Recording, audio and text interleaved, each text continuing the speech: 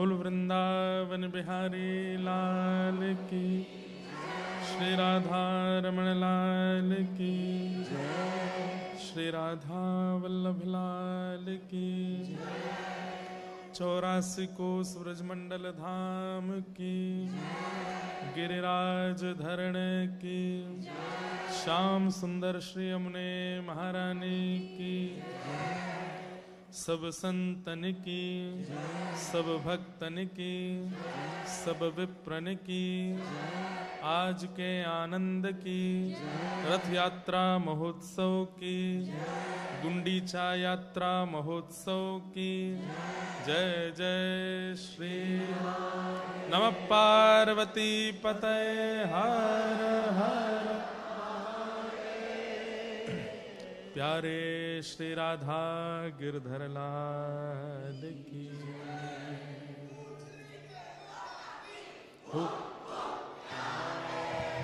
क्या बात है बंसी वारे। ठाकुर जी की अनंत कृपा और प्रेम के फलस्वरूप आज पावन रथ यात्रा महोत्सव के उपलक्ष्य में हम आप सब लोग ऑस्ट्रेलिया के सिडनी में भगवत चर्चा करने के लिए, हरि चर्चा करने के लिए एकत्रित हुए हैं। ये हमारा परम सौभाग्य है। आज महाप्रभु जगन्नाथ जी की रथ यात्रा, पूरा विश्व जिस यात्रा का दर्शन करने के लिए लालायित रहता है, उस यात्रा का मधुर दर्शन तो हम लोग ऐसे ही कर पाएंगे थोड़ा थोड़ा, लेकिन कथा के माध्यम से अपने हृदय रूपी रथ में महाप्रभु जगन्नाथ को बिठाएंगे, ताकि वहां वे सदैव यात्रा करते रहें और उस यात्रा से हमको सुख देते रहें। हमारे यहाँ जिसको उत्सव कहते हैं ना, उड़ीसा में उन सबको यात्रा कहते हैं। चंदन यात्रा, जल यात्रा, रथ यात्रा। हमारे यहाँ कहते हैं चंदन उत्सव, जल उत्सव, नौका विहार उत्सव, रथ उत्सव। उड़ीसा में उत्सवों को ही यात्रा कहते हैं। वास ठाकुर जी की मधुर रथ यात्रा। लेकिन हम आप सबका ये मधुर मिलन यहां सिडनी में हो रहा है, ये परम सौभाग्य की बात है। किसी कारणवश कथा का एक दिन पहले होना निश्चित हुआ, लेकिन आप सब लोग फिर भी पधारे, उसके लिए बहुत बहुत आप सब लोग स्वागत के पात्र हैं, धन्यवाद के पात्र हैं। भक्तिपथ ऑस्ट्रेलिया के द्वारा ये दूसरी बार कथाओं का क्रम पूरे ऑस्ट्रेलिया में, इस बार मेलबर्न, एडिलेड और लोगन और सिडनी में किया गया। पिछली बार कुछ अधिक स्थान थे, होबार्ट और कैनबरा। इस बार समय कम होने के कारण बस इन्हीं स्थानों पर जाना हो पाया। तानपुरा चला दीजिए भैया। हो तो परसों कथा का विश्राम करके अगले दिन भारत वापस जाएंगे। गुरु पूर्णिमा का उत्सव और किन्हीं किन्हीं उत्सवों में जाना है, वो सब उत्सव करके फिर 30 तारीख को आ जाएंगे न्यूजीलैंड। फिर न्यूजीलैंड में जुलाई 30 का महीना है कि 31 का है? 31 का है। हाँ, तो 31, 1, 2 3 दिन फिर न्यूजीलैंड में, ऑकलैंड में कथा करेंगे और फिर उसके बाद वहां से भी प्रस्थान करेंगे कनाडा। फिर 11-12 अगस्त को कनाडा में सत्र है, वो करेंगे। फिर 19 से दुबई में सत्र है, वो करेंगे। अभी हम विदेश यात्रा पर ही हैं। भारत में अब 29 अगस्त से जाकर के कथा होगी। लेकिन आज हम कल रात को सिडनी आए और कल रात से लेकर के अब कथा में आए, तब मैं कमरे से बाहर निकला हूं। मैं आज निकला ही नहीं था। एक तो थक बहुत गए थे। हमको किसी ने बहका दिया कि ब्रिस्बेन से सिडनी का रास्ता बहुत अच्छा है, आप गाड़ी से आइए। बीच में एक जगह पड़ेगी जिसका नाम क्या था, कौन सा बे? बैरन बे। कभी नहीं भूलूंगा उसको मैं। वहां होते हुए आइएगा। रात्रि में हम लोग वहां गए, सुबह वहां से निकले। मिल तो गए हैं वो व्यक्ति जिन्होंने मुझसे कहा था कि रास्ता बहुत अच्छा है। फ्लाइट से आते हम आधा एक घंटे में आ जाते, पहुंच जाते, बढ़िया सिडनी में आराम करते। कल कितने सुबह हम लोग 9:30 बजे 10 बजे निकले हैं, रात में 9:30 बजे पहुंचे। इतना लंबा रास्ता और कुछ नहीं था। ऑस्ट्रेलिया, ये विदेश की नगरियां सब एक जैसी हैं, कहीं कुछ विशेष नहीं। एक जगह करीब 5-6 घंटे चलने के बाद समुद्र दिखा था थोड़ा सा। मैंने कहा अब कुछ नया आएगा। थोड़ी देर की झलक दिखने के बाद फिर वही सीधे सीधे रास्ते, चलते रहो चलते रहो। 110 की स्पीड है, ओवरटेक करो फिर रुक जाओ, चलो क्या बताएं। कल तो मैं इतना थक गया था, रात्रि में आकर के सोए। आज बहुत सारे क्रम थे यहाँ पर सुबह मैंने कहा कि भाई अगर मैं आज कहीं गया तो शाम को कथा करने की स्थिति में तो नहीं रहूंगा। बाकी हमारे सब परिकर के वैष्णव जन गए, सब हमारे ब्रजवासी बंधु सब मित्रगण गए, आज हम कहीं नहीं गए। लेकिन जब उठे तब से ही महाप्रभु जगन्नाथ जी की इतनी याद आ रही है, क्योंकि मैं पुरी में कथा विश्राम करके ही ऑस्ट्रेलिया आया था स्नान पूर्णिमा पर। तो इतनी याद आ रही थी, इतनी याद आ रही थी कि आज बस पूरे दिन में उन्हीं को ही देखता रहा। मैं कमरे से बाहर भी नहीं गया, किसी से नहीं मिला सुबह से। बस महाप्रभु जगन्नाथ जी का एक उड़िया भाषा में एक कीर्तन अभी मैंने गाया है, आ जाएगा बहुत। थका मन चल जीवा, चकानयन देखीवा। उड़िया भाषा में, अरे थके हुए मन, तू बहुत थक गया है ना, चल तुझे चकानयन दिखा के लाता हूं, तुझे महाप्रभु का दर्शन करा के लाता हूं। थका मन चल जीवा। अरे स्वामी जी काले कोट वाले, हमारे वो दे जाइए यंत्र। कहां है?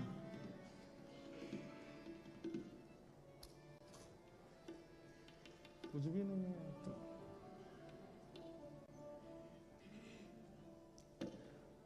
इन्होंने ही कहा था ब्रिस्बेन से सिडनी का रास्ता बहुत अच्छा है।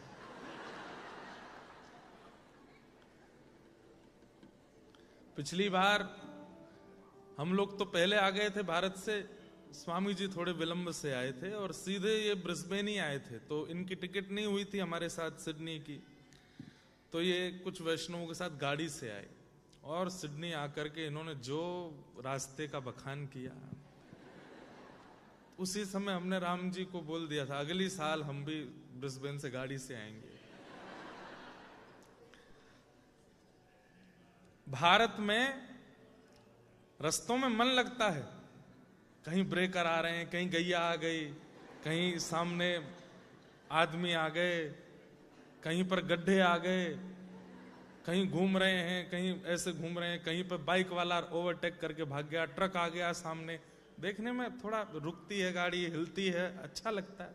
यहाँ हिलते ही नहीं है। पानी अगर ग्लास में रखा है तो छलकेगा भी नहीं। ठीक है, अच्छा है सब, लेकिन आज बहुत याद आ रही थी। और पिछले 15 दिन से अनोसर में थे, महाप्रभु जी का दर्शन नहीं हो रहा था। महाप्रभु जगन्नाथ जी स्नान करने के बाद बीमार हो जाते हैं और 15 दिन तक फिर कोई दर्शन नहीं करता उनके। पट चित्र लग जाता है मंदिर के बाहर, वहीं सब लोग दर्शन करते हैं चित्रपट का, महाप्रभु जी का दर्शन नहीं होता। कल महाप्रभु जी के दर्शन हुए और आपको पता है कल जो 15 दिन बाद जब पहली बार दर्शन करने जाते हैं उसको क्या बोलते हैं? नयन उत्सव। क्या बोलते हैं? नयन उत्सव। इतनी भीड़ होती है 15 दिन बाद लोग महाप्रभु जी का दर्शन करने जाते हैं। और आज के दिन महाप्रभु जी अपने रथ पे आरूढ़ होते हैं।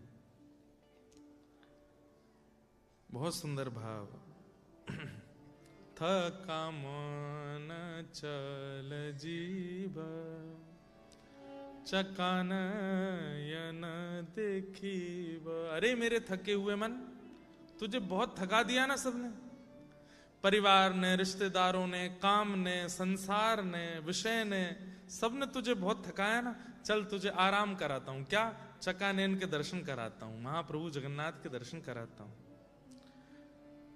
शंखनाभिमंडलारे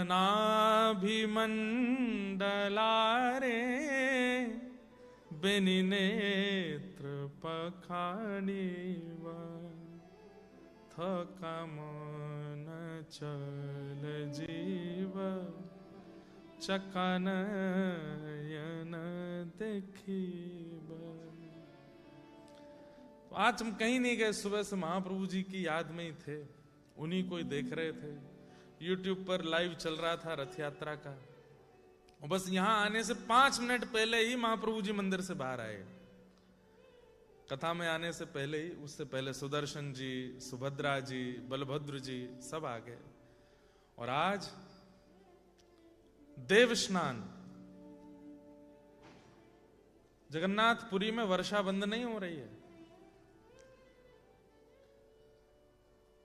प्रसंग मुझे थोड़ा थोड़ा याद है, संभवतः नारद जी ने पूछा है कि ये जगन्नाथ साक्षात परमात्मा है, इसका प्रमाण क्या है? तब जैमिनी जी इसका उत्तर देते हुए कह रहे हैं कि ये जब जब मंदिर से बाहर आएंगे वर्षा हुआ करेगी। ये इस बात का प्रमाण है कि ये परमात्मा है, ये साक्षात ब्रह्म है। आज महाप्रभु जगन्नाथ जी का ऐसा अद्भुत रथ यात्रा का उत्सव हो रहा है। उसी रथ यात्रा के कई भावों को हम लोग यहां सुनेंगे। अगले वर्ष एक चीज घोषित हो चुकी है, निश्चित हो चुकी है कि सिडनी में 3 दिन 4 दिन का नहीं 7 दिन की कथा होगी। और करने का रूप तो बहुत बड़ा बना रहे हैं, बाकी ठाकुर जी कितना करवाएंगे ये तो ठाकुर जी जाने। लेकिन अगले वर्ष सिडनी में 7 दिन कथा होगी, और इच्छा तो ऐसी है कि 108 ब्राह्मण भारत से आएंगे। और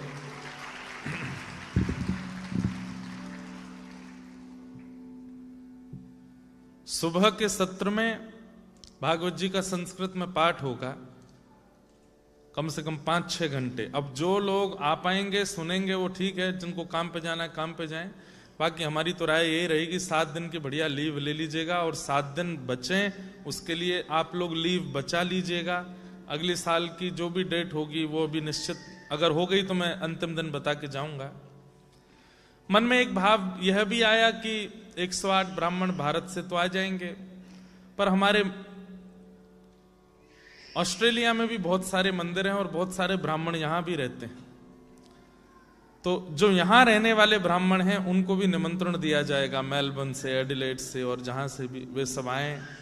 और यहां भागवत जी का सस्वर पाठ पहली बार ऑस्ट्रेलिया में अष्टोत्तर शत कथा होगी। अष्टोत्तर शत का मतलब क्या होता है? 108 ब्राह्मण पाठ करेंगे, और प्रत्येक ब्राह्मण के एक यजमान होंगे। जैसे एक कथा के यजमान एक परिवार ही होता है, लेकिन कई परिवार वालों पर इतनी व्यवस्था करने की सामर्थ्य नहीं होती, तो वो सोचते हैं हम कथा कैसे कराएं। तो फिर 108 ब्राह्मण उन्हीं के नाम से पाठ करेंगे। एक एक इसको थोड़ा ठीक कर दे, ठीक होता है फिर कुछ हो जाता है। गूंज रही है आवाज, थोड़ी गूंज कम करा। नहीं अभी ठीक थी फिर कुछ हुआ। तो प्रत्येक व्यक्ति, प्रत्येक परिवार, उनके ब्राह्मण उनके घर से, उनके नाम से। भारत में तो बहुत हुए और हमने अभी तक अष्टोत्तर किए भी नहीं, पहली बार ऑस्ट्रेलिया में ही करेंगे। तो मन में था कि अष्टोत्तर करेंगे, इतने सारे ब्राह्मण भारत से आएंगे, सबका वीजा लगेगा, सब बढ़िया फ्लाइट में बैठ के यहाँ पहुंचेंगे, परिवारों को सेवा दी जाएगी। किसी के यहाँ 5 ब्राह्मण, किसी के यहाँ 4 ब्राह्मण, किसी के यहाँ 3 ब्राह्मण, 2 ब्राह्मण ऐसे रुकेंगे। उनको लाना ले जाना, प्रसाद की पूरी व्यवस्था, सब पूरा सिडनी भक्तिमय हो और वो ब्राह्मण सब आशीर्वाद दें। हमारे यहां अनुष्ठान कराना करना एक बात, लेकिन उस अनुष्ठान से करने वाले ब्राह्मण को प्रसन्न करना ये विशेष बात होती है। आज ये नहीं हो रहा है। अनुष्ठान करा लिया जाता है, व्यवस्थाएं खूब करा दी जाती हैं, पूजा आदि सब करा दी जाती, पर उस ब्राह्मण को प्रसन्न करने की योजना नहीं बनाई जाती कि वो प्रसन्न भी तो हो। प्रसन्न होकर के कार्य करेगा, प्रसन्न होकर के आपका पाठ करेगा तो फल ज्यादा मिलेगा। तो यहां आएंगे तो निश्चित है कि वो प्रसन्न होंगे। वो प्रसन्न होकर के जब पाठ करेंगे तो ब्राह्मण खूब आशीर्वाद देके जाएंगे।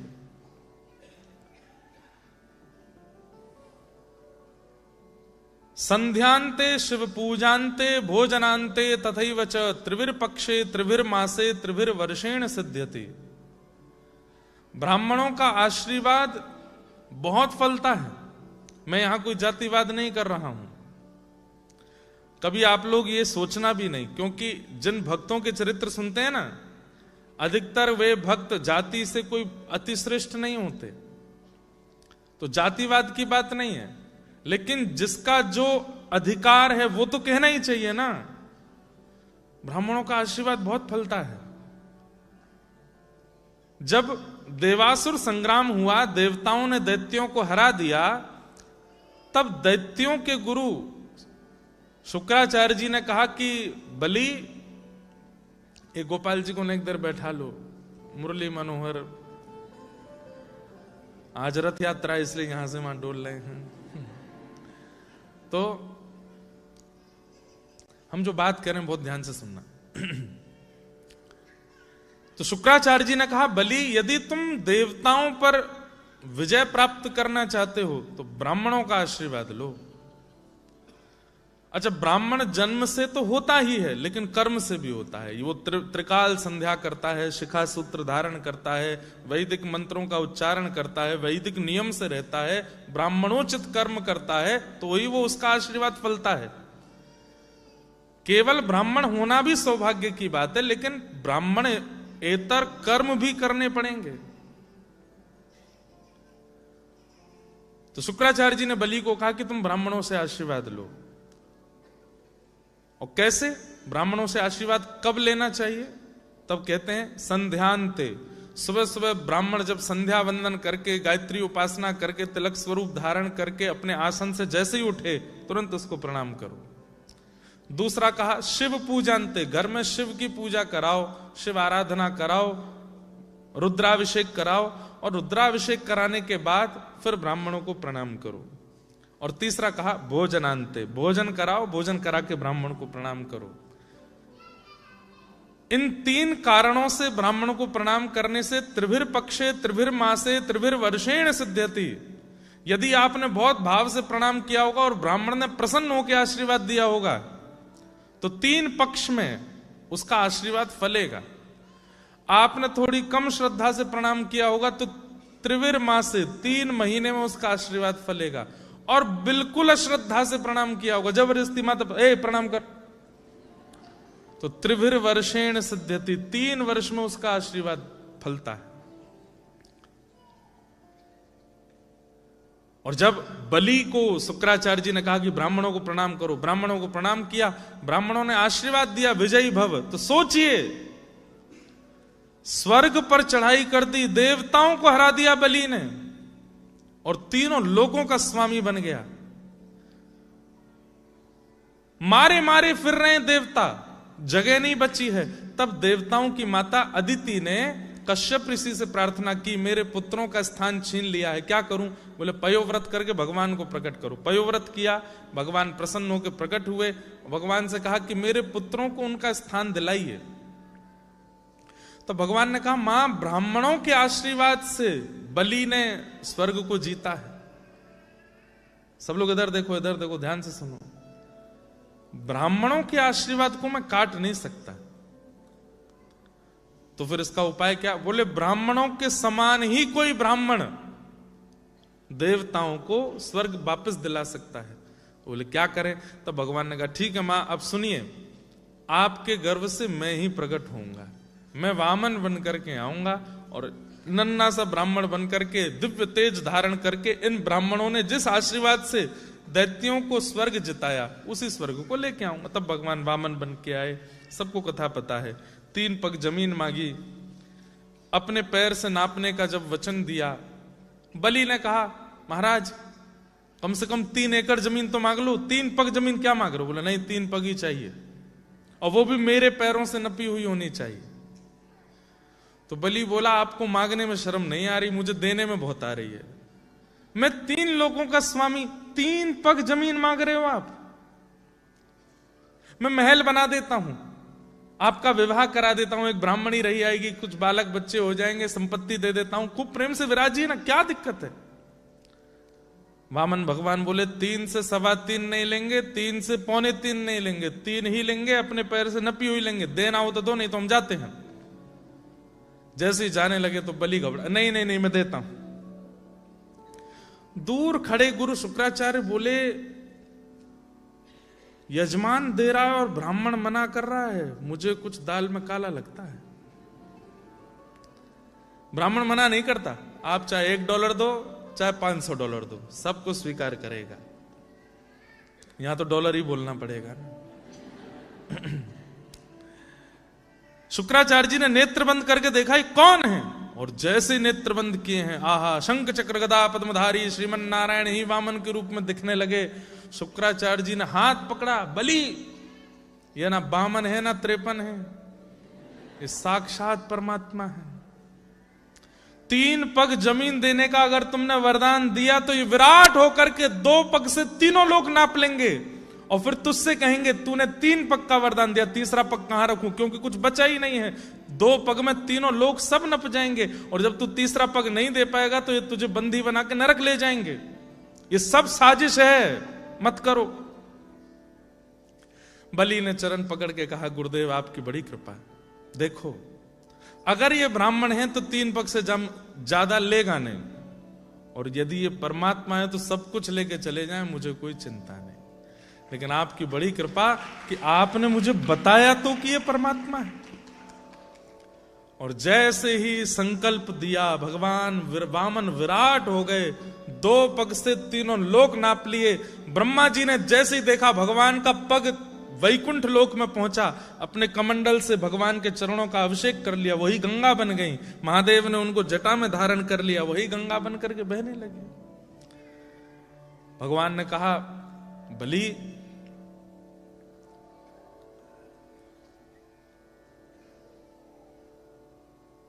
तूने 3 पग जमीन देने का वरदान दिया था, मैंने 2 पग में सब नाप लिया, अब तीसरा पग रखने के लिए कोई स्थान नहीं बचा है।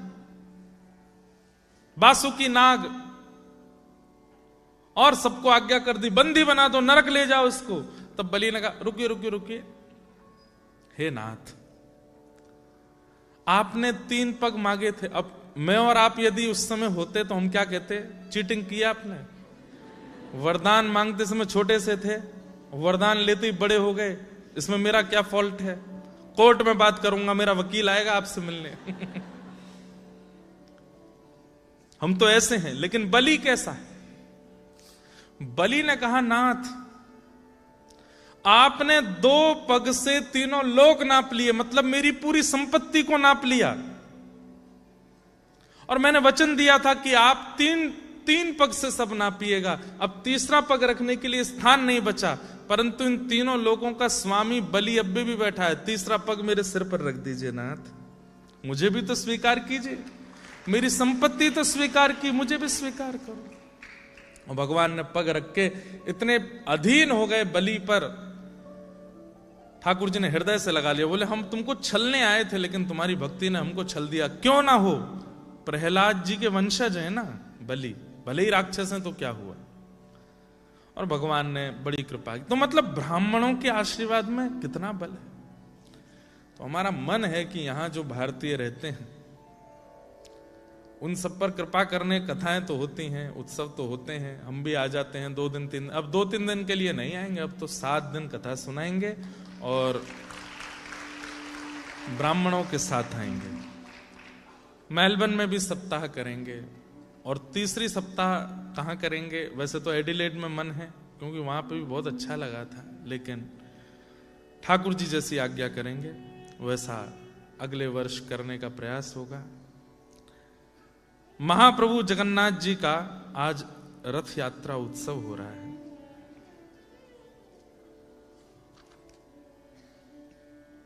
बहुत ध्यान से सुनिएगा, कुछ ऐसी जानकारियां जो शायद होंगी नहीं आपके पास। महाप्रभु जगन्नाथ जी के रथ यात्रा के संदर्भ में सबसे पहली बात, ये रथ यात्रा क्यों होती है? तो इसमें दो कथाएं हैं, दोनों कथाएं ध्यान से सुनिएगा। पहली कथा, जिस राजा ने भगवान जगन्नाथ को विराजमान किया उसका नाम है इंद्रद्युम्न। क्या नाम है? उनकी पत्नी का नाम है गुंडीचा। क्या नाम है? तो जब महाप्रभु जगन्नाथ विराजमान हो गए तो महाप्रभु का रूप देख करके गुंडीचा महारानी को महाप्रभु के प्रति पुत्र की भावना आ गई, ये तो मेरे लाला है। अच्छा, ठाकुर जी मंदिर में विराजते हैं और इंद्रद्युम्न राजा गुंडीचा महारानी अपने महल में रहते हैं। ये देखो, तो ध्यान से सुनिएगा। जब ठाकुर जी श्री मंदिर में विराज गए तो मंदिर में विराजमान होने का कारण क्या था कि मैं अगर राजभवन में रहूंगा राजा के पास तो राजभवन में इतने लोग आएंगे, कभी कालांतर में राजा को ये ना हो इतनी भीड़ मेरे घर में, मेरी प्राइवेसी खत्म हो रही है, कहीं महारानी को कुछ ना लगे। इसलिए ठाकुर जी ने आज्ञा दी कि मेरा मंदिर बनाओ और मैं मंदिर में रहूंगा ताकि पूरा जगत मेरा दर्शन कर सके, सब मेरे पास आ सके। तब गुंडीचा महारानी के मन में भाव आया कि नाथ, मैं आपको लाला मानती हूं, मैं आपको पुत्र मानती हूं, और बेटा यदि कार्य में व्यस्त रहे, कभी अपने मां के पास ना आए तो मां को कितनी पीड़ा होती है। तब महाप्रभु जगन्नाथ जी प्रसन्न होकर के बोले, मां आप चिंता मत करो, साल के 365 दिन में जगन्नाथ हूं, मैं मंदिर में विराजमान हूंगा, करोड़ों लोगों को मंदिर के भीतर से दर्शन दूंगा, लेकिन स्नान पूर्णिमा के 15 दिन बाद मैं रथ में आरूढ़ होकर के अपनी मैया से मिलने जाऊंगा और 7 दिन आपके पास ही रहूंगा। आप बिल्कुल चिंता मत करो, ये मेरा वचन है आपको। इसलिए महाप्रभु जी अपने वचन को पूर्ण करने के लिए आज रथ में विराजमान होकर के अपनी बहन, अपने भाई श्री सुभद्रा महारानी और श्री बलभद्र जी के साथ अपनी मैया के पास जा रहे हैं, अपनी मैया से मिलने जा रहे हैं। एक कारण, स्कंद पुराण में कहते हैं कि ठाकुर जी का श्री मंदिर में दर्शन करने का तो बहुत फल है, लेकिन गुंडीचा जहां ठाकुर जी कल पहुंचेंगे, कल या कभी कभी परसों भी पहुंचते हैं, 3 दिन भी लगा देते हैं,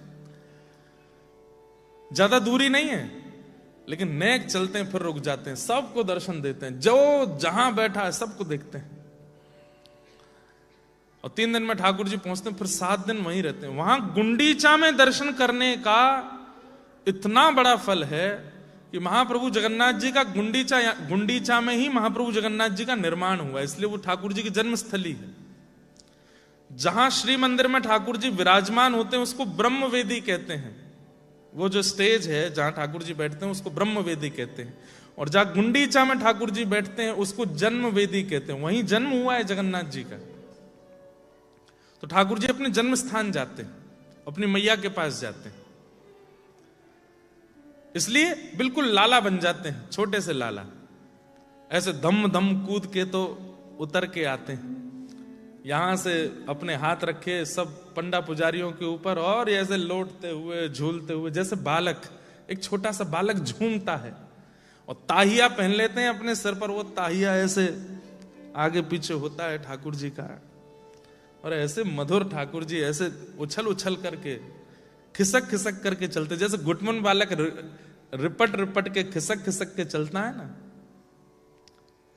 ठुमक चलत रामचंद्र बाजत पैजनिया, ठुमक चलत रामचंद्र बाजत पैजनिया, ठुमक, ऐसे ठुमक ठुमक के चलते हैं ठाकुर जी। और आप में से कितने लोग जगन्नाथपुरी गए? हाथ ऊपर करना। ऊपर वाले, मतलब इतनी जो भी यहां भीड़ बैठी है उसमें से 20% लोग ही गए। कितने लोग नहीं गए वो हाथ ऊपर करो, आज तक जगन्नाथपुरी नहीं गए। चलो चले जाना, पर 3 दिन में यही जगन्नाथ जी का अनुभव आपको करा देंगे, निश्चिंत रहो। बस ध्यान से हमको बोलने देना और सुनते रहना, आपको महाप्रभु जगन्नाथ जी का यही अनुभव होगा। कभी रथ यात्रा के समय जाइए, और जो ठाकुर जी चल के बाहर आते हैं उसको पहुंडी कहते हैं। ठाकुर जी जो सब पंडा पुजारियों, अच्छा कैसे आते हैं? ये हाथ कुछ पंडाओं के ऊपर, ये हाथ कुछ पंडाओं के ऊपर, कुछ नीचे आ जाते हैं, ठाकुर जी की कमर वमर पकड़ लेते हैं।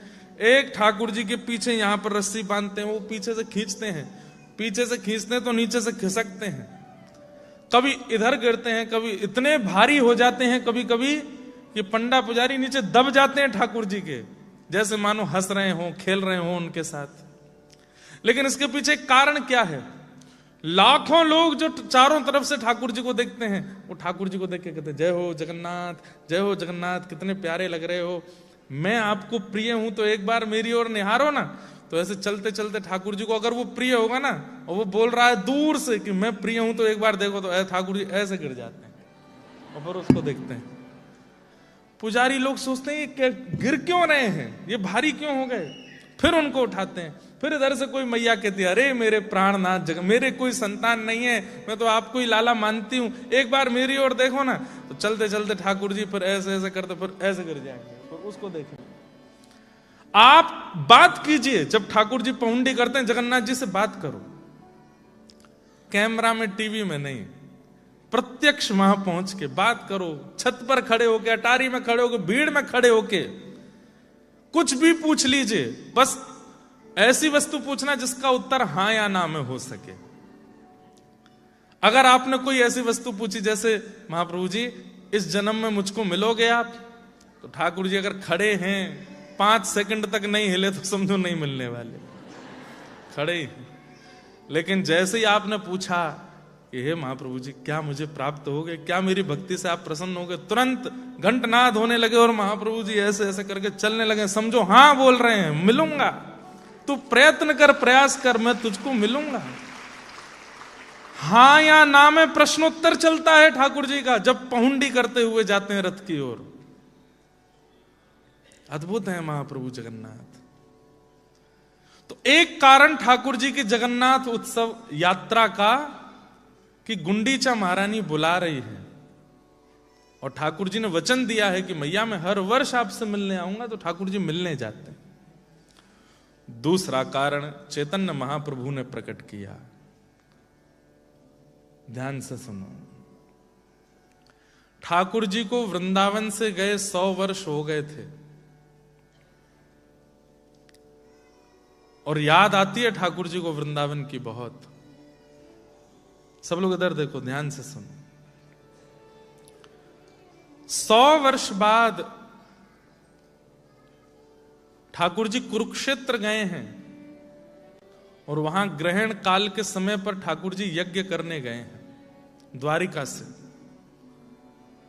सब अपनी पटरानियों के साथ द्वारिका पहुंचे, कुरुक्षेत्र आए हैं सूर्य ग्रहण के समय पर।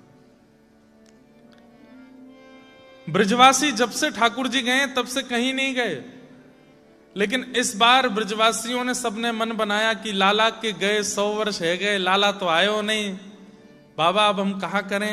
ये सब ब्रजवासी रो रो के बेहाल है गए। अच्छा, किसी ने भी प्राण नहीं त्यागे, ठाकुर जी के विरह में प्राण नहीं त्यागे। क्यों? कईयों की आयु हो गई है, कईयों की उम्र हो गई है, फिर भी प्राण क्यों नहीं त्याग रहे हैं? मन में एक इच्छा बैठी हुई है, क्या पता कृष्ण आ जाए, एक बार देख लें, वो आ जाएंगे उस दिन प्राण त्याग लेंगे। तो बस हर दिन प्रतीक्षा है, और प्रतीक्षा के कारण प्राण नहीं त्याग रहे हैं। सोच तो लेते हैं कि आज मर जाएंगे, अब नहीं जीवित रहेंगे, कृष्ण बिना जी के रहना क्या। लेकिन फिर होता है कि परसों की कह के गए थे, क्या पता आज आ जाए, तो सूर्य उदय होते ही उम्मीद जाग जाती है और ब्रजवासी बैठे रहते हैं, कन्हैया आवेगो, कन्हैया आवेगो, कन्हैया आवेगो। और संध्या होते ही फिर कहते हैं अब रात में हमारे प्राण ले जाओ, नहीं आयो कन्हैया, अब जी के कहा करेंगे। रात भर सोचते सोचते फिर सूर्य उदय होता है, क्या पता आज आ जाए। इस प्रतीक्षा में एक भी ब्रजवासी ने प्राण नहीं त्यागे। आज सब ब्रजवासियों ने आपस में भाव रखा कि बहुत बड़ा सूर्य ग्रहण आ रहा है और ये वर्षों बाद आ रहा है और वर्षों तक ऐसा योग नहीं बनेगा। इस सूर्य ग्रहण में किए गए जप यज्ञ तप उसका बहुत बड़ा फल मिलेगा। तो सब ब्रजवासी बोले बाबा हम सब या सूर्य ग्रहण में कछु करनो चाहें और एक ही फल मांगनो चाहें कि कृष्ण हमको मिल जाए। हमने सुनी है कि ये सैकड़ों वर्ष बाद ऐसा सूर्य ग्रहण आ रहा है, या मैं जो भी जब तप करके जो मांगेंगे सो मिलेगा। तो कृष्ण को मांगवे के काजे हमें ले चलो। तो आज पहली बार ब्रजवासी कुरुक्षेत्र जा रहे हैं। किशोरी जी कुरुक्षेत्र गई हैं। हमारी श्री राधा रानी ब्रज 84 कोस के अलावा केवल कुरुक्षेत्र गई हैं और कहीं नहीं गई। अच्छा, इसके पीछे कारण बताऊं। महाभारत युद्ध होना है इस भूमि पर, यह निश्चित नहीं हुआ था अभी तक, लेकिन इतने लोग मारे जाएंगे उस युद्ध में। और श्री कृष्ण जहां विराजमान है वहां यदि लोगों की मृत्यु हो रही है तो श्री कृष्ण की भक्त वत्सलता पर संशय हो जाएगा।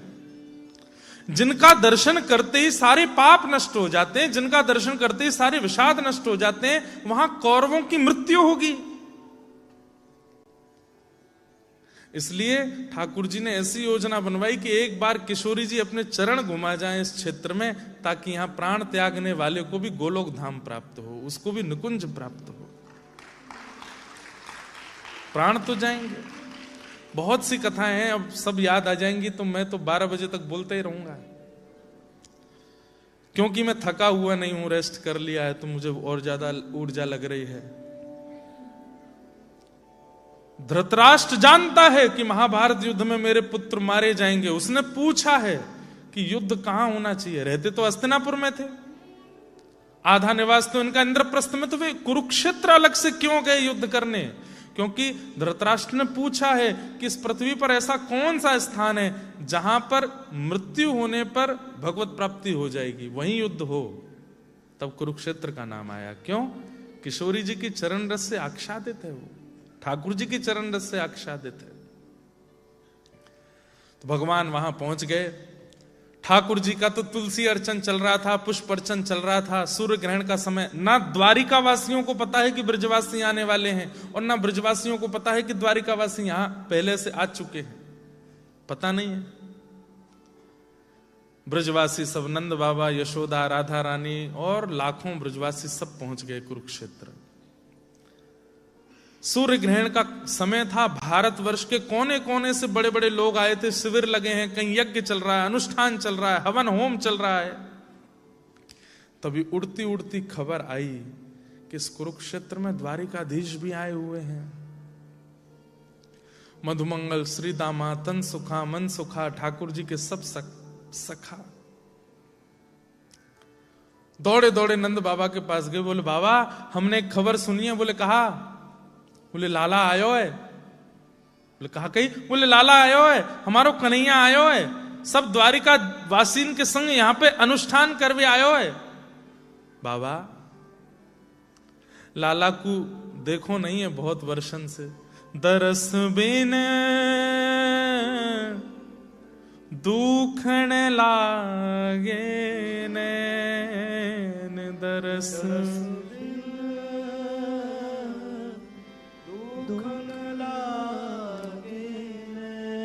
सब लोगों से प्रार्थना, बहुत सावधानी से सुनिएगा। ब्रज से बाहर, मैं ब्रज में भारत में विरह की कथाएं नहीं कहता, बहुत कम, पर आज मुझे नहीं पता मैं क्यों कह रहा हूं, इसलिए सुन लीजिए। दरस बिन दुखण लागे नैन, दरस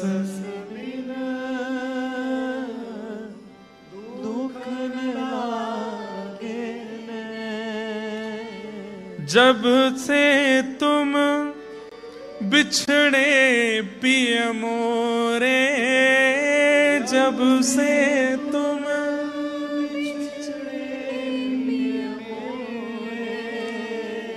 कबहु न पायो चैन, कबहु न पायो चैन। मीराबाई का पद है। आप लोग अगर पीछे नेत्र बंद करके गाओगे तो सुख मिलेगा। दरस बिन दुखन लागे नैन, दरस बिन दुखन लागे।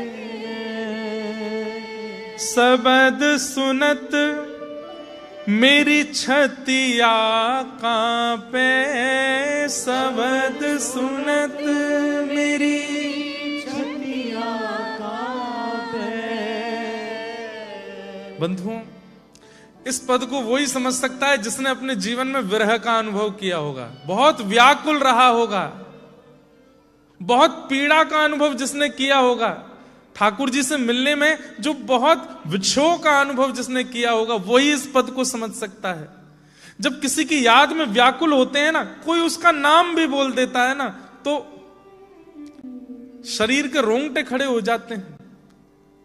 एडिलेड में अभी कथा थी तो वहां मैंने 8 प्रकार के सात्विक भावों के बारे में चर्चा की थी कि भक्त के अंदर कुछ लक्षण दिखने लगते हैं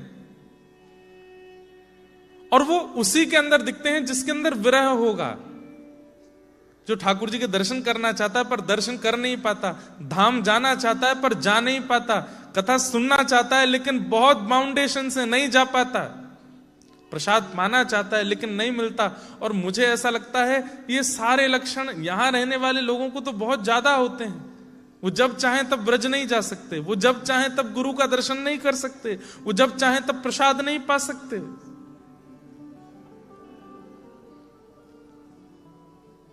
विरह कैसा होता है कि कोई नाम भी ले दे प्रेमी का तो कांप जाते हैं हम। मन तो होता है कि उठ के चले जाएं यहां से, कोई बोले ना उनके बारे में, नहीं तो हम कुछ कर नहीं पाएंगे। लेकिन नाम इतना अच्छा लगता है कि सुनने का मन होता है कि और बोल दो। शब्द सुनत मेरी छतिया कांपे, शब्द सुनत मेरी छतिया कांपे। पर मीठे लागे बैन, मीठे लागे बैन। मीरा के प्रभु कब रे मिलोगे, मीरा के प्रभु कब रे मिलोगे। दुख मेटन सुख देन हो, दुख मेटन सुख देन। दरस बिन दुखन लागे नैन, दरस बिन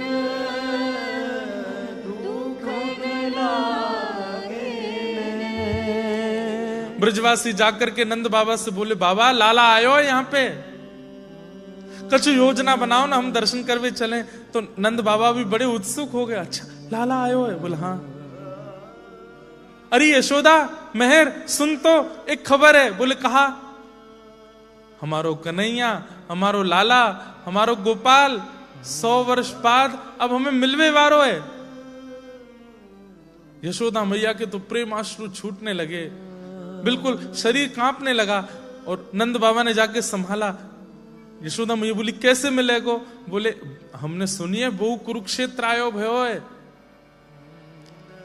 यशोदा मैया बोली मुख को ले चलो। मुख अब तो छटपटाने लगी, जैसे जल बिन मछली वैसे ले चलो, मुख को ले चलो। 200 वर्ष की अवस्था हो गई है यशोदा मैया की।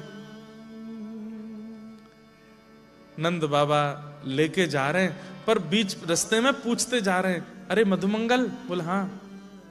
कहीं ऐसा तो नहीं है लाला हमको भूल गए हो? कहीं ऐसा तो नहीं है अब द्वारिका को राजा बन गए हो है, हम बूढ़े माँ बाप को नहीं जानते हो और हम तो वाकई वास्तविक माँ बाप हैं भी नहीं। मधुमंगल बोले नहीं, मैं अपने कन्हैया के बारे में सब सुन सकूं, पर मैं एक बात जानूं। बोले कहा, वो हम ब्रजवासी तो बहुत प्रेम करे, वो भले ही राजा बन गए हो, भले ही वाकई 16,000 ब्याह है गए, भले ही वो देवकी वसुदेव को लाला है, लेकिन नंद बाबा यशोदा आप जो हैं वैसो कोई ना है सके वाकई काजे।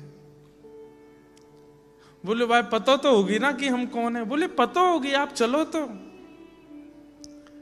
जैसे ही द्वारिका के शिविर में पहुंचे, कुंभ की तरह शिविर लगा था, लाखों यदुवंशी वहां यज्ञ कर रहे थे। मधुमंगल ने जाकर के देखा तो हजारों ब्राह्मण चारों तरफ से घेर करके पुष्प अर्चन कर रहे हैं और बीच में रत्न सिंहासन पर द्वारिकाधीश बैठे नेत्र बंद करके, ग्रहण चल रहा है। इतनी भीड़ थी कि कोई पहुंचा नहीं सकता वहां तक। तभी नंद बाबा यशोदा दोनों ने जैसे ही लाला को देखा, यशोदा मैया तो वहीं मूर्छित होने लगी। क्यों? क्योंकि श्री कृष्ण बंधुओं 16 वर्ष से ऊपर की अवस्था श्री कृष्ण की होती ही नहीं है, वो सदा 16 वर्षीय रहते हैं। ठाकुर जी के भले ही 16,108 ब्याह हो गए, पुत्र हो गए, पौत्र हो गए, परपौत्र हो गए, लेकिन श्री कृष्ण आज भी देखने में 16 वर्ष के ही लगते हैं। क्यों? उनके रेशे नहीं आते, मूछ दाढ़ी नहीं आती, वो सदा कुमार ही रहते हैं, युवा नहीं होते ठाकुर जी, सदा कुमार अवस्था में रहते हैं। ठाकुर जी का रूप देख करके यशोदा मैया तो बिल्कुल मोहित हो गई। कैसे जामे कन्हैया के पास, इतने भीड़ खड़ी है। तभी दूर से मधुमंगल ने अपने मुख पर हाथ रख के जोर से आवाज लगाई, कन्हैया। और वहां तो कोई द्वारिकाधीश बोल रहा है, कोई जगत पिता बोल रहा है, कोई जगन्नाथ बोल रहा है, अनेक अनेक नामों से ठाकुर जी का, और स्पष्ट नाम नहीं बोलते, राजाधिराज, देवकी नंदन, वसुदेव नंदन, बहुत सारी उपाधियां लगाते हैं आगे। लेकिन कोई बीच में बोल गया कन्हैया। इतने स्पष्ट बोलने की सामर्थ्य, बिना उपाधियों के बोलने की सामर्थ्य केवल प्रेमी की होती है। उस ग्रहण काल में ठाकुर जी के नेत्र खुल गए और बस कान ढूंढने लगे ये स्वर कहां से आया है। और तभी दृष्टि पड़ी तो दूर मधुमंगल खड़ा अपने भुजाएं हिला रहा था। ठाकुर जी ने देखा वो भी वयोवृद्ध हो गया है। लाला मैया आई है। और ये शब्द सुनते ही तो ठाकुर जी अपने सिंहासन पर खड़े हो गए। सब ब्राह्मण विप्रजन लगे हैं वहां अर्चन करने में और ठाकुर जी व्याकुल हो रहे हैं, मार्ग दो, मार्ग दो, कहां है मैया। और जैसे ही नंद बाबा और यशोदा मैया दूर से ठाकुर जी को दिखाई दिए, जैसे जैसे एक बर्फ का एक आकार अत्यंत ताप पड़ने पर बहुत जल्दी पिघलने लग जाता है, ऐसे ठाकुर जी पिघलने लगे यशोदा मैया को देख के। बंधुओं, ये महाप्रभु जगन्नाथ पिघले हुए ठाकुर जी हैं। ये भुजाएं ब्रजवासियों की याद में खड़ी हो गई हैं ठाकुर जी की, कोई लाओ ब्रजवासियों को मेरे हृदय से लगा दो। प्रेम विगलित भगवान है महाप्रभु जगन्नाथ। भुजाएं पिघल गई हैं, चरण पिघल गए हैं, अंग पिघल गया है ब्रजवासी और किशोरी जी की याद में। अपने सिंहासन से कूद पड़े ठाकुर जी और दौड़ करके गए। और जैसे एक छोटा सा बालक पहली बार विद्यालय से आकर के अपनी मां की गोद में कूद पड़ता है, लपक जाता है, चढ़ जाता है मां के ऊपर, ये भी नहीं सोचता कि ये कहीं गिर ना जाए, ऐसे ही ठाकुर जी दौड़ करके गए और यशोदा मैया के अंक से जाकर के लिपट गए, लपक गए, चढ़ गए ऊपर। मेरी मैया आई है, मेरी यशोदा मैया आई है, मेरी मैया आई है, ऐसा कहकर के रुदन करने लगे। द्वारिका के लोग और उस ग्रहण में आए हुए सब ब्राह्मण देख रहे हैं और ठाकुर जी मैया की छाती टटोल रहे हैं। मैया बोली, कहां गए हो लाला? मैया मुझको दूध पिवाए दे अपनो। यशोदा मैया बोली, कैसी बात करे? तेरो ब्याह है गयो, 16,108 पत्नी है, इतनो बड़ो साम्राज्य को तू राजा बन गयो लाला? ना है मैया, मुँह को कछु ना है पतो, मुँह को दूध पीनो है। और बंधुओं कैसा दृश्य होगा, 150-200 वर्ष की यशोदा मैया की गोद में नन्हे से लाला की तरह लेट गए ठाकुर जी और उनका दुग्ध पान कर रहे हैं। रुक्मणी, सुभद्रा, भगवान की सब पटरानियां घुटने के बल देख रही हैं, आंखें लाल, बस अश्रु गिर रहे हैं और सब सोच रही हैं ये कैसा प्रेम है ब्रजवासियों से। तभी खबर मिली देवकी मैया को और देवकी मैया निकल करके आई। किसी ने जाके यशोदा मैया से कहा ये सामने महारानी देवकी खड़ी हैं। ठाकुर जी को तुरंत अपनी गोद से हटा करके यशोदा मैया उठ के गई, बोले मुझ को क्षमा करियो, लाला तो आपको ही है, पर पतो ना क्यों मुंह को अधिकार सो लगे। देवकी मैया बोली आप ऐसी बात ना करें, ये आपको ही लाला है। देवकी और यशोदा मैया का मिलन हुआ।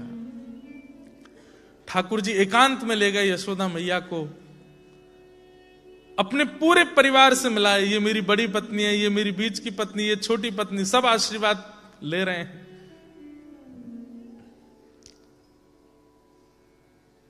तभी किसी ने ठाकुर जी के कान में कहा,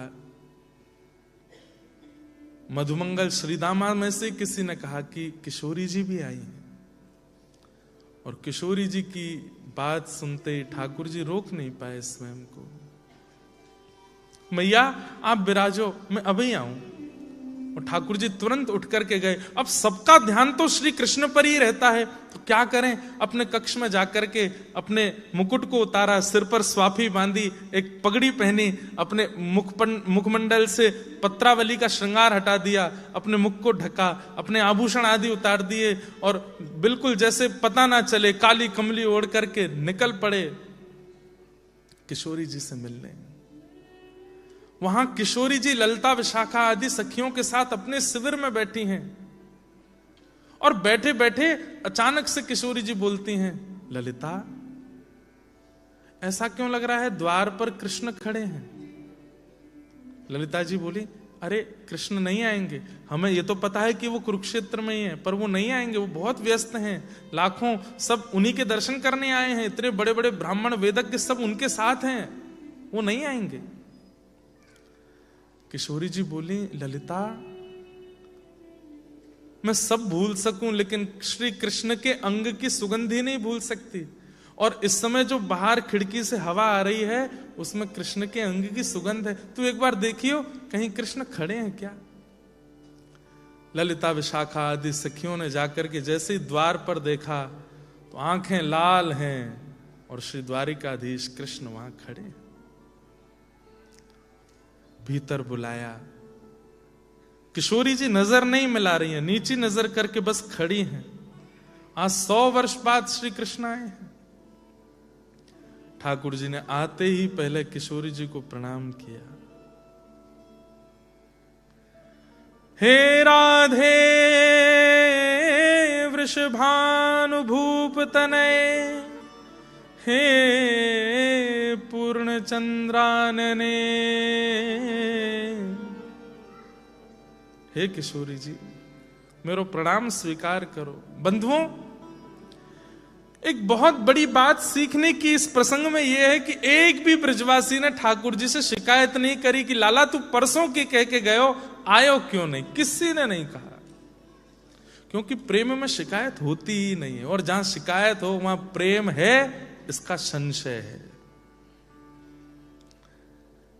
ठाकुर जी चरणों में जैसे ही अपना सिर रखते हैं इतने में किशोरी जी हाथ पकड़ ले, नहीं नहीं श्याम सुंदर आप ये कहा कर रहे हैं, आप हमें आपको प्रणाम कर रहा हूं। सब सखियां ठाकुर जी को प्रणाम करने लगी। ठाकुर जी बोले, मैं आप लोगन के प्रेम के ऋण से कभी उर्ण नहीं है पाऊंगा, मुझको क्षमा करियो, पर या विश्व के कल्याण के लिए मुझको ब्रज छोड़ना पड़ो। किशोरी जी बोली, ये सब बात नहीं करनी है, आप पधारे, बड़ी कृपा। और तब किशोरी जी ने ठाकुर जी का श्रृंगार किया और श्रृंगार करके फिर किशोरी और सब सखियों ने ठाकुर जी के संग रास विहार किया। रास विहार करके ठाकुर जी लौट करके गए। रुक्मणी आदि ने जैसे ही आज श्याम सुंदर को देखा तो कहते हैं कि रुक्मणी आदि सब पटरानियां मूर्छित होने लगी। क्यों? श्री कृष्ण को इतना सुंदर पहले नहीं देखा था। आज किशोरी जी ने श्रृंगार, बहुत विस्तृत प्रसंग है लेकिन मैं सूक्ष्म सूक्ष्म स्पर्श कर रहा हूं। रथ यात्रा क्यों हुई? रुक्मणी आदि सब सखियों के मन में भाव आया कि हम भी जाएंगी राधा रानी का दर्शन करने।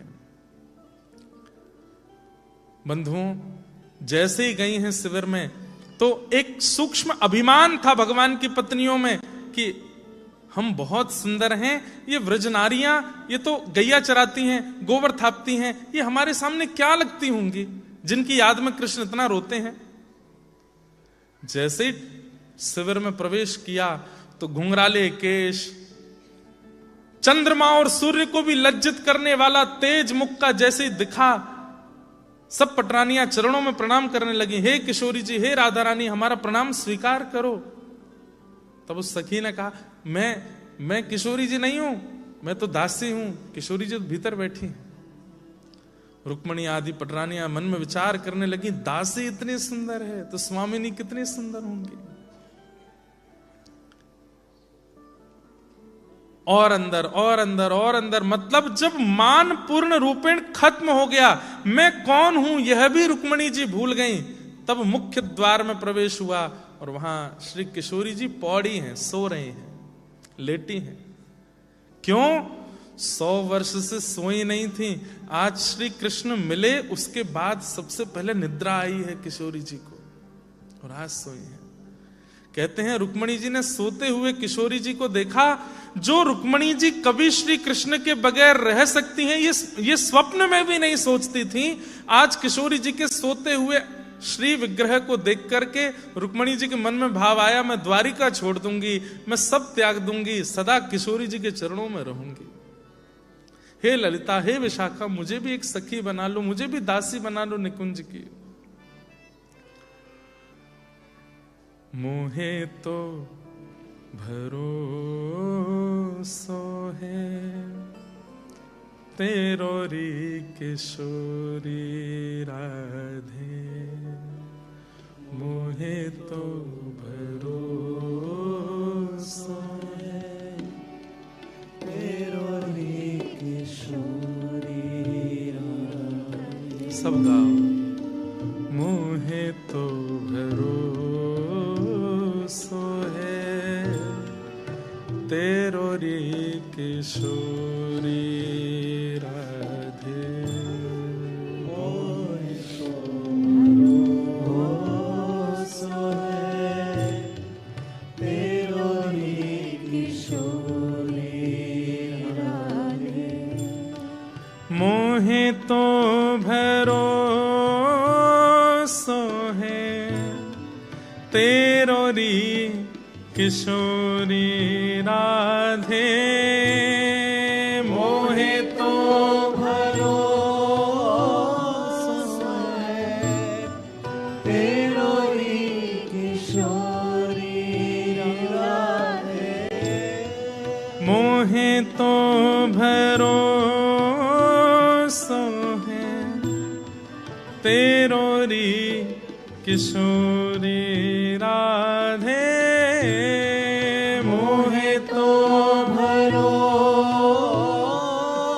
है तेरो री किशोरी राधे, मोहे तो भरोसो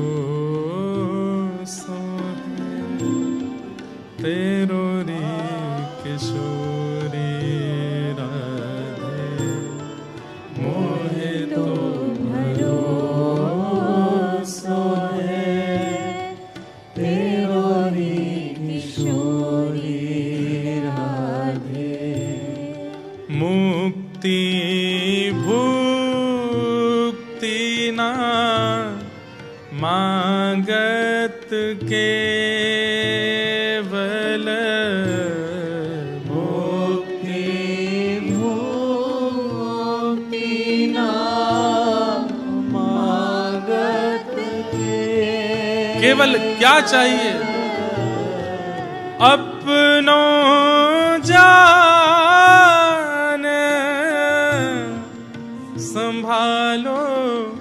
किशोरी राधे अपनो जान। हमें मुक्ति नहीं चाहिए, हमें भुक्ति नहीं चाहिए, केवल आप हमको स्वीकार कर लो। आप ये कह दीजिए कि ये तो मेरो है, ये मेरी है, बस इसके अलावा कुछ नहीं चाहिए। अपनो जान संभालो किशोरी राधे अपनो जान संभालो किशोरी राधे। मुहे तो भरोसो है तेरो रे किशोरी राधे। मुहे तो भरोसो तेरो रे किशोरी हाँ, तेरो रे किशोरी राधे। तेरो रे किशोरी। बंधु, इस कुरुक्षेत्र में ऐसा हुआ, नंद बाबा वसुदेव जी से मिल रहे हैं, नंदरानी यशोदा देवकी जी से मिल रही हैं, भगवान की पटरानियां राधा रानी और सब सखियों से मिल रही हैं, ठाकुर जी अपने सखा किशोरी जी सबसे मिल रहे हैं। मतलब आपस में मिलन होकर के ऐसी सबने भूमिका योजना बना ली। नंद बाबा ने आमंत्रण दिया कि आप सब द्वारिकावासी अगर हमारी एक विनती स्वीकार करें। बोले कहा, हमको तो लाला के दर्शन है गए, पर हमारे व्रजमंडल की रज, व्रजमंडल की कण, व्रजमंडल की वृक्षवल्लरी और श्री यमुना जी वे अब भी तड़प रहे हैं। हमारी व्रजमंडल के गिरिराज जी और सब वृक्षवल्लरी वे सब कन्हैया की याद में तड़प रहे हैं। आप कृपा करके अगर आज्ञा दें तो लाला को हम व्रज लेकर के चलें, कछु दिना व्रज में निवास करें। आप सब भी चलो और व्रज में कछु दिना वास करके फिर आप चाहो तो प्रस्थान कर जाइयो। और इस पर स्वीकृति जैसी हुई, सब ब्रजवासी आनंद में भर गए और महाराज सोचने लगे क्या करें क्या करें। तब सब ब्रजवासियों ने रथ का निर्माण किया, चक्के का निर्माण किया, रथ का निर्माण किया, शिखर का निर्माण किया, सुंदर सुंदर उसमें सब पुष्प लगाए, पत्र लगाए, वस्त्र लगाए, रंग रोगन किए, सुंदर इतना अद्भुत रथ बनाया। उसमें श्याम सुंदर विराजमान हुए, बलभद्र जी विराजमान हुए, सुभद्रा जी विराजमान हुए। सब द्वारिका के लोग जहां जहां कोई पैदल चल रहे हैं, कोई घोड़ों पर चल रहे हैं, कोई हाथी पर चल रहे हैं, कोई रथ में बैठे हैं, और ब्रजवासी और कई द्वारिकावासी भी मिल करके खींच करके ठाकुर जी के रथ को वृंदावन की ओर लेकर के जा रहे हैं। तो जब रथ यात्रा हो रही थी, होती तो इंद्रद्युम्न और गुंडीचा के लिए, लेकिन जैसे ही वहां चैतन्य महाप्रभु पहुंचे, महाप्रभु जी श्री राधा कृष्ण मिलित तनु है, कृष्ण विरह में श्री किशोरी जी चैतन्य महाप्रभु के रूप में रहती हैं। एक अद्भुत लीला है। आपने जैसे रथ पर आरूढ़ होते हुए श्याम सुंदर को देखा, तब आपने इस कथा का प्रचार किया कि अरे ये श्री मंदिर तो द्वारिका है और गुंडीचा वृंदावन है। हम सब ब्रजवासी खींच करके महाप्रभु जगन्नाथ को वृंदावन लेकर के जा रहे हैं। गुंडीचा यशोदा मैया है और ठाकुर जी अपनी यशोदा से मिलने के लिए जा रहे हैं। इस भाव से महाप्रभु जगन्नाथ जी की रथ यात्रा होती है।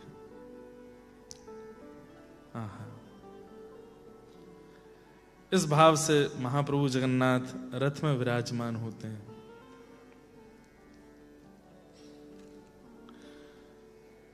पंच धातुओं से महाप्रभु का रथ बनता है, जिसमें पहला है काष्ठ यानी कि लकड़ी, दूसरा है धातु यानी कि चोबा आदि जो भी लगाए जाते हैं, लोहा आदि, तीसरा है रंग, और चौथा है पत्र पुष्प तंबूरा, और पांचवा है वस्त्र। महाप्रभु जगन्नाथ जी के रथ का निर्माण वसंत पंचमी से प्रारंभ होता है। सबसे पहले उसमें काष्ठ का प्रयोग, लकड़ी से बनाया जाता है पूरा। फिर दूसरा उसमें धातु, लोहा आदि लगाया जाता है एक से एक दूसरी लकड़ियों में। अच्छा, आज भी वहां पर लकड़ी से लकड़ी को जोड़ने के लिए पुरानी परंपरा है, गड्ढे करके उसमें फंसाते हैं। ऐसा अद्भुत रथ, ध्यान से सुनिएगा रथ के बारे में।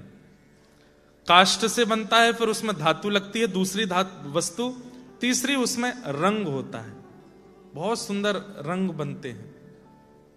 चौथा उसमें पत्र पुष्प आदि से उसको सजाया जाता है। लोहा भी लगता है, तांबा भी लगता है, और सोना भी लगता है, चांदी भी लगता है महाप्रभु जी के रथ में। और अंत में वस्त्र, जो ऊपर का शिखर है वो तो पूरा वस्त्र से ही तैयार होता है महाप्रभु जी का।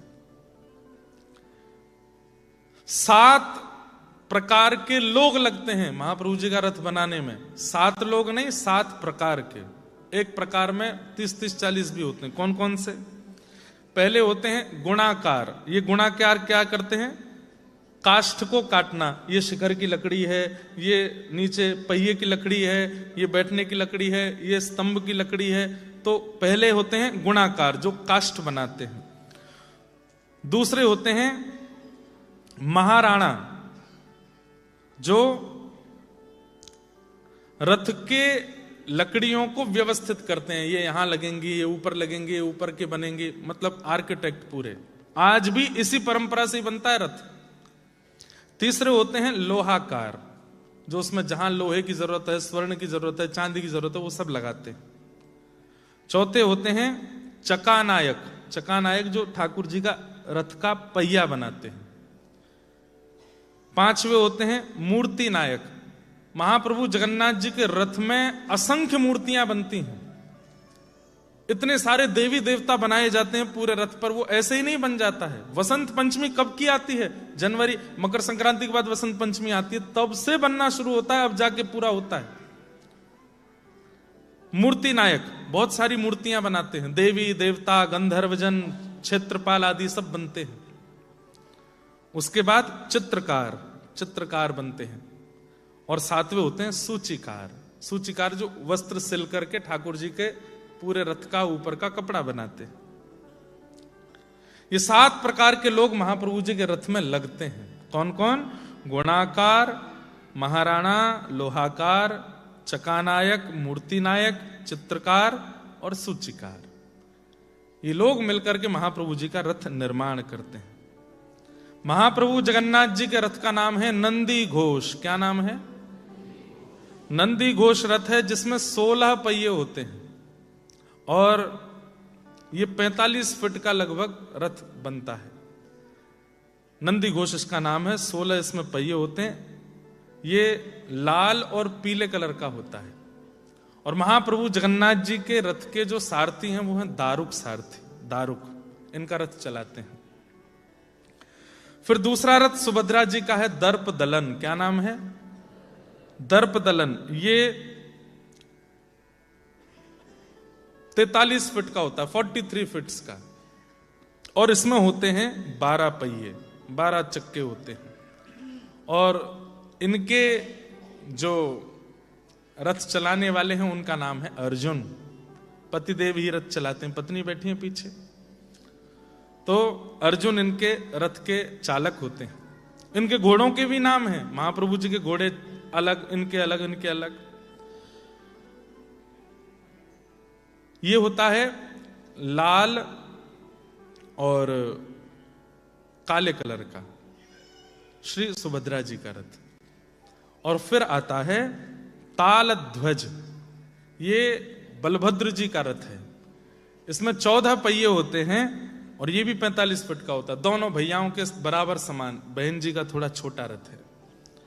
इसमें 14 पहिए होते हैं और इसका जो वर्ण है वो है लाल और हरा। उस रथ में श्री बलभद्र जी चलते और इनका रथ चलाती हैं मालिनी।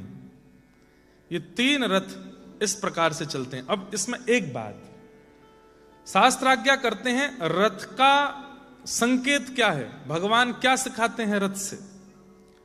तो पंच धातुओं से रथ का निर्माण होता है, काष्ठ से, रंग से, धातु से, पुष्प पत्रों से और वस्त्र से। ऐसे ही हमारा शरीर भी पंच धातुओं से बनता है। कौन कौन से धातु हैं? पृथ्वी, अग्नि, जल, वायु, आकाश। ये पंच तत्व हैं। लेकिन देखने में भी हमारी पंच तत्व का दर्शन होता है। कौन कौन से? मांस, अंदर हड्डी, रुधिर यानी कि रक्त, चौथा त्वचा और पांचवा नख, नाखून। इन पंच तत्वों से शरीर बना।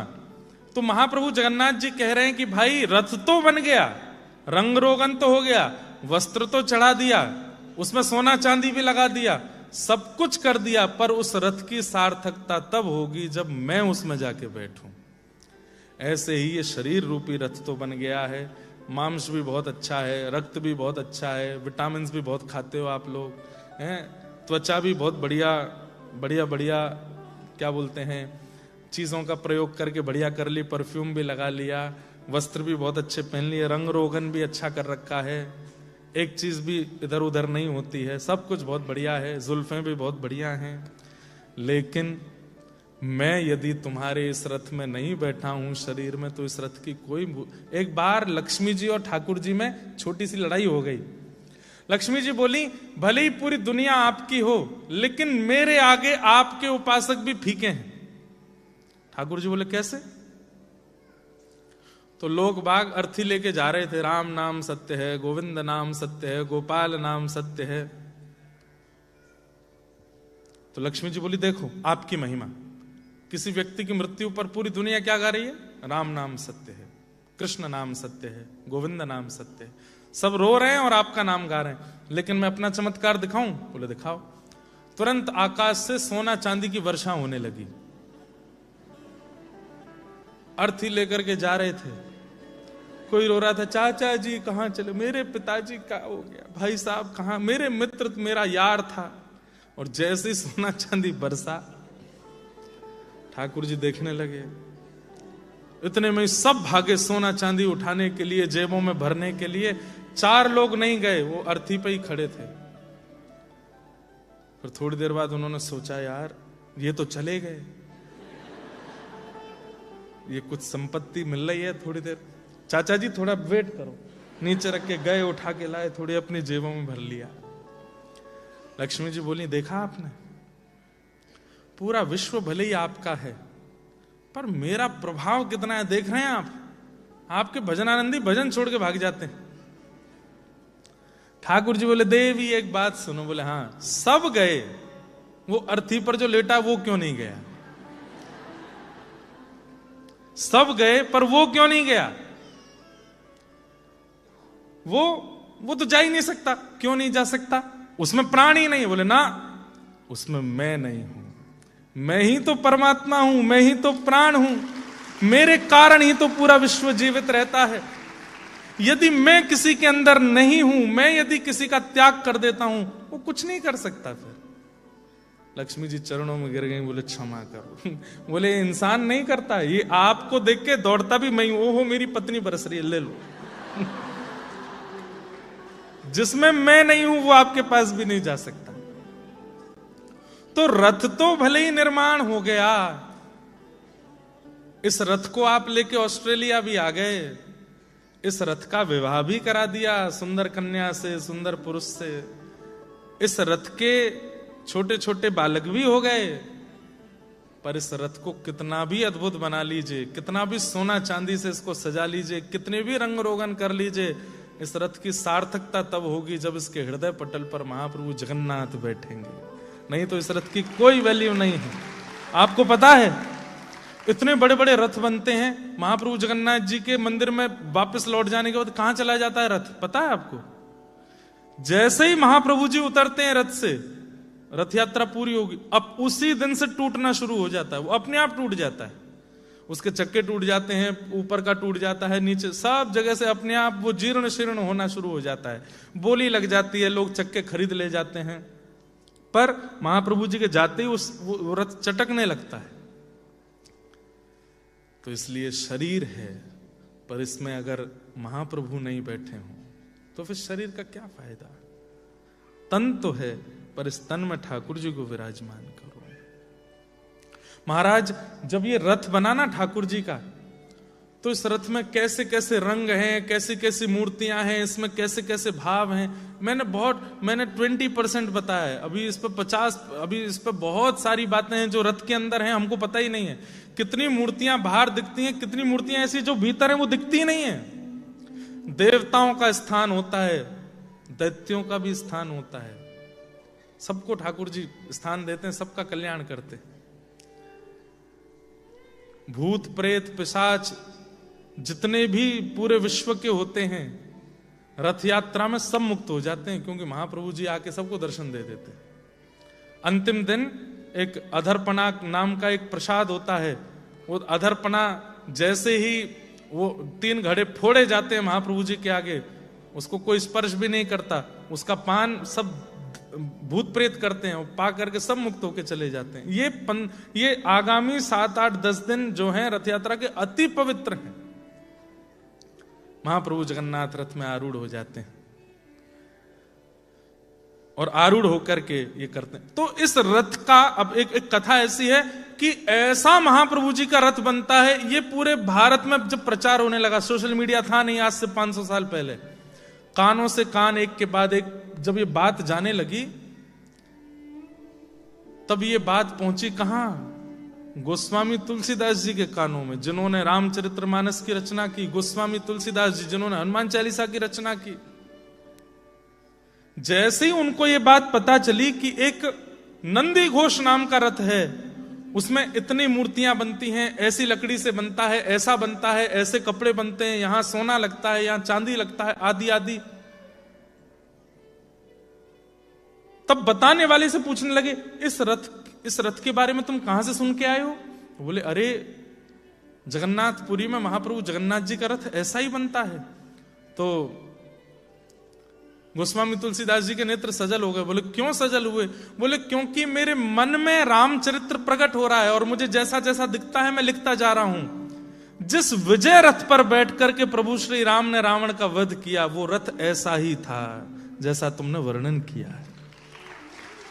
ये नंदी घोष रथ जिसमें महाप्रभु जगन्नाथ बैठते हैं, ये वही रथ है जिस रथ में बैठ करके प्रभु श्री राम ने जाकर के उसकी नाभि में प्रहार करके रावण का वध किया था। ये विजय रथ भी है।